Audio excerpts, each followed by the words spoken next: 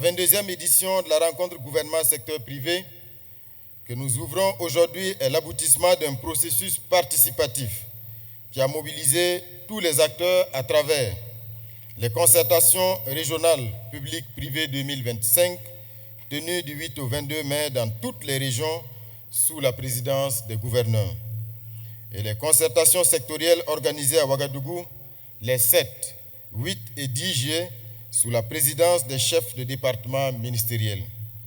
Ces échanges ont permis d'identifier et d'examiner les préoccupations spécifiques du secteur privé. Le cadre que nous offre cette rencontre est donc une tribune essentielle pour examiner les questions demeurées sans réponse satisfaisante lors des précédentes sessions et pour formuler des politiques et réformes adaptées à la vision du camarade président du FASO, le capitaine Ibrahim Traoré, chef de l'État.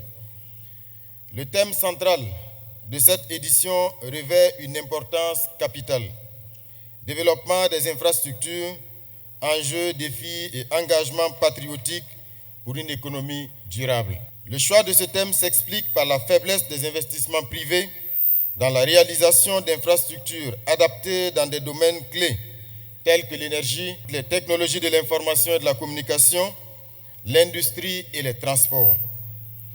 Cette problématique ne peut être résolue que par un dialogue public-privé renforcé, adossé à des axes stratégiques clairs et ambitieux. Les infrastructures sont le socle de notre souveraineté. Elles relient nos peuples, soutiennent notre production et affirment notre indépendance face aux aléas extérieurs. Chers camarades, le développement de nos infrastructures permet de connecter nos territoires, de fluidifier les échanges, mais surtout de donner de la valeur à notre production nationale. L'objectif n'est pas seulement de construire, mais de transformer ce que nous produisons, d'industrialiser nos ressources et de faire de nos infrastructures les artères d'une économie souveraine et autosuffisante. Le développement des infrastructures est à la fois un levier économique et un acte de souveraineté. Il détermine notre capacité à produire, à transformer et à commercer selon nos propres priorités. Chaque route, chaque centrale, chaque fibre optique posée sur notre sol est une pierre posée sur l'édifice de l'indépendance nationale.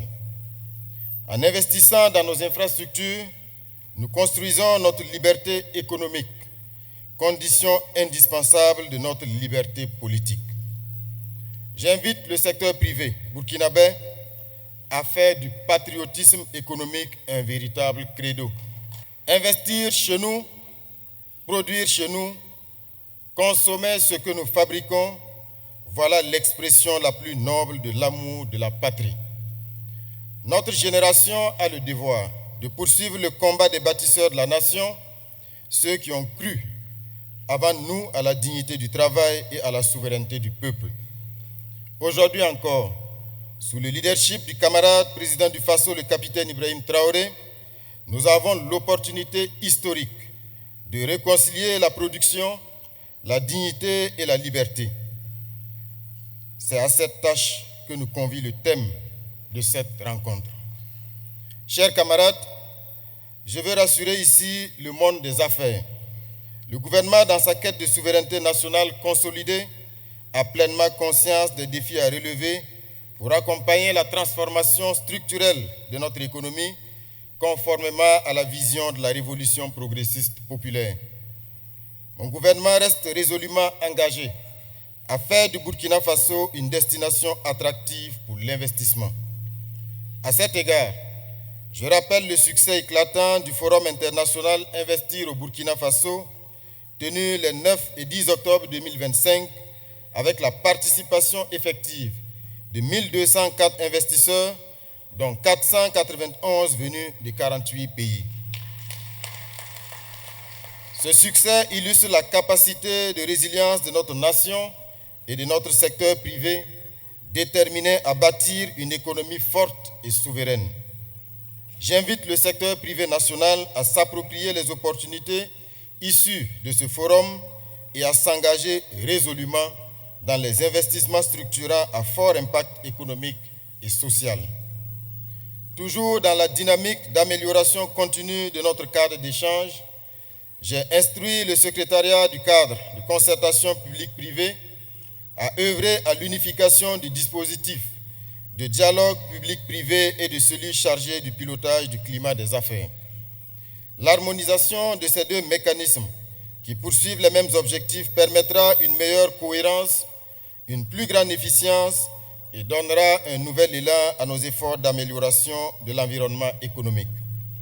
Je vous rassure que les recommandations issues de nos travaux feront l'objet d'un examen attentif, d'une mise en œuvre coordonnée et d'une évaluation régulière par le comité de pilotage du cadre de concertation publique-privée que j'ai l'honneur de présider.